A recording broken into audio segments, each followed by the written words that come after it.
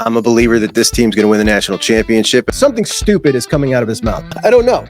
Maybe it's just my age. He needs his vote pulled immediately. And of course, yes, a season like this has to have a name. Let's talk about something good about Justin Freck. What are you doing? The season of dreams. Ohio State, my guys, are either the best or the second best program in the history of college football. This guy is a bonehead. They love him. I question your judgment as an adult. I really do. I was a total hater. I know that for a fact, and I just don't get it. Get us back our sleeves. And say, bring me that. That's the one I want. And welcome to Juckonbucks. I'm sorry, it's not great news. Hopefully we get that with Turbo Rogers. We have a decommitment announcement today as Zahir Mathis has announced that he is decommitting from the Ohio State class of 2025. Penn State will be the destination here, though that's not been announced. And this sucks. There's no way around it. 6'6", 225 pounds. Mathis out of Imhotep Institute in Philadelphia. Composite ranking 67 nationally. He's the number 5 edge rusher in the country. Number 2 player in Pennsylvania. And James Franklin got us.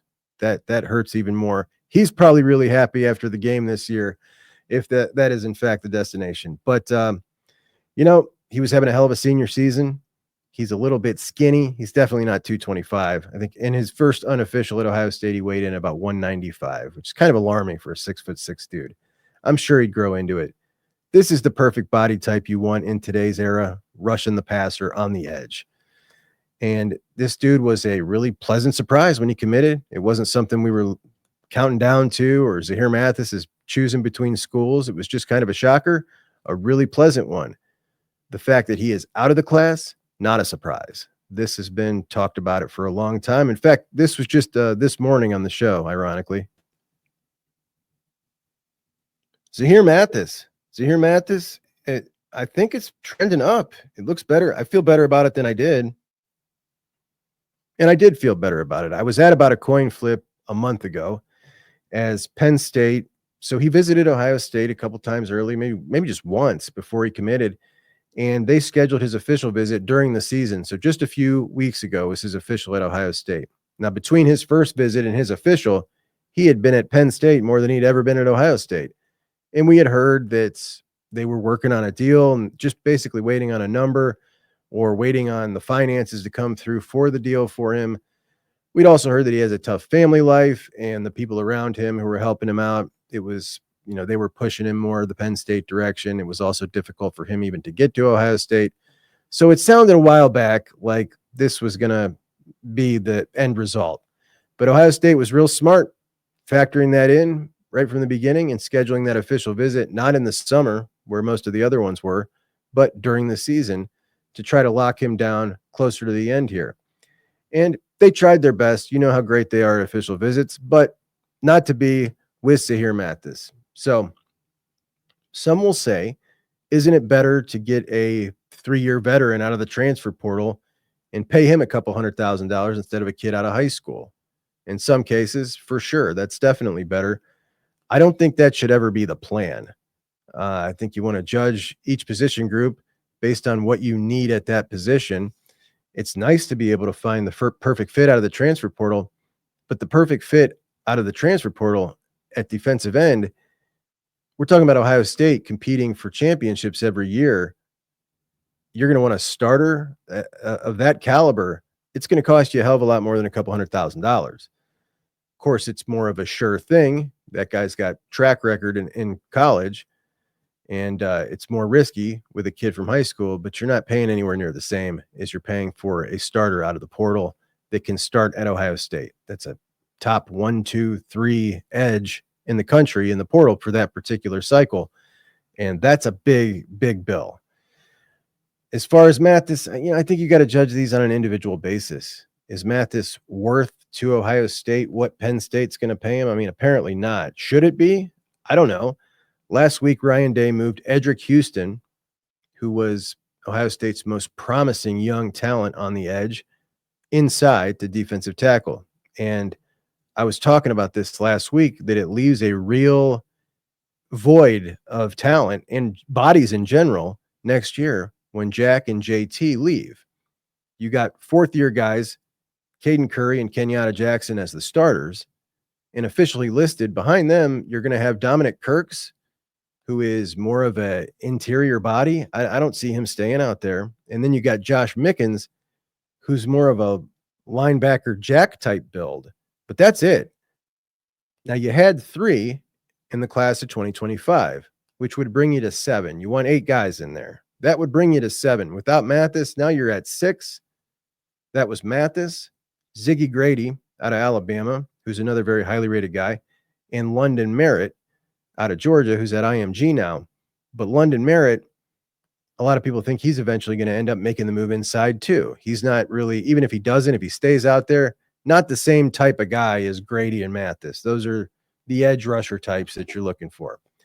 And this is the type of guy we need on the roster. Now, without him in the class, without getting somebody else in on a flip, which is not going to happen because they're not really working on anybody, and I don't think there's enough time to do that now, it certainly looks like now you are putting yourself in the need category for edge rusher.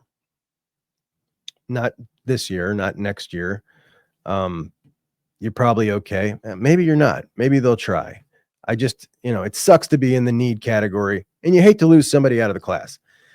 Now, you also got to look at it from the angle of Mark Pantoni and Ryan Day when they're looking at this.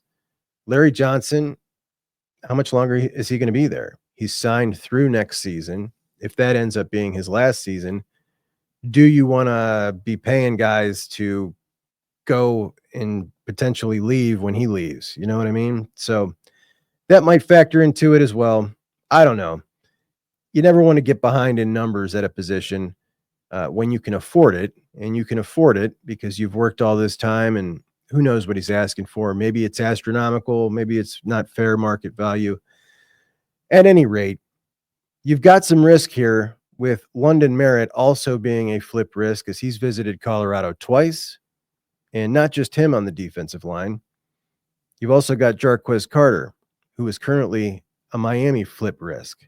Jarquez Carter, not the highest rated guy, but I feel like this guy is really something. Larry really hit on it here. Undervalued because of his height, but he plays like Warren Sapp. I mean, I love this kid. I think this is going to be a real gem. So potential to lose him.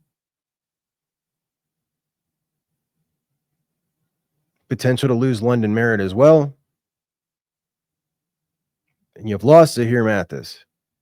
So what would that leave you in your defensive line class? Should that would be a catastrophe, not a catastrophe, nothing Ohio State couldn't get around. But should that happen, what's it leave you? Ziggy Grady out of Alabama, 100% dialed in, top 100 kid. He's awesome, loves the Buckeyes. He's great. Be happy for what you got, and I am happy about that. You also got Trajan Odom from North Carolina. This is a guy that Ohio State, Oregon, and USC battled for down to the end. The Buckeyes won. Really like this kid. He's a good-looking player. And you got Maxwell Roy, and that is Isaiah West's teammate at St. Joe's in Philadelphia, also Jim Knowles' school, and Kyle McCord and Marvin Harrison Jr. So the potential to lose guys here, they're going to be in red. Naeem Offord, obviously, we've talked about him forever, and anybody saying they know what's happening with him is just guessing. Jarquez Carter, he's on flip watch. London Merritt, he's on flip watch. Zahir Mathis is gone. TJ Alford, he's essentially gone to Miami. And then Quincy Porter, who just got his 5th star today. From on 3. They bumped him up to a 5-star, number 17 in the country, which is really fantastic. Should he stay? But the smoke with him in Penn State is real. He's been on their campus recently, and Penn State is really coming hard for him. Again, he's a Jersey guy, so Penn State used to own New Jersey, and for a reason. They got a pretty big name out there. Who knows? Remember, he was just between Penn State, Michigan, and Ohio State, and then just at the end there, Michigan and Ohio State when he chose the Buckeyes. So he's had a relationship with them all along. We'll see. But coming in, potentially, Turbo Rogers, the electric running back. When you look at here, as far as the needs go, starting to look a little concerning on the defensive line losing Mathis, and potentially losing one more of Carter and Merritt. So that's where we're at, guys. Anyway, just wanted to update you. I will see you tomorrow, 9:30. Talk to you then. Juckonbucks out. Hey, it's Juck. Juck? Who the f- is Juck? Juckonbucks. Juckonbucks. Juckonbucks? Juck. Juckonbucks. My guy Juck. Juckonbucks. My buddy Juck. Juck is the Juck. It's Juckonbucks. Okay. Juck is junk. The Juck Eyes. The Juck Eyes. Juckonbucks. Junk. Juck. Not junk.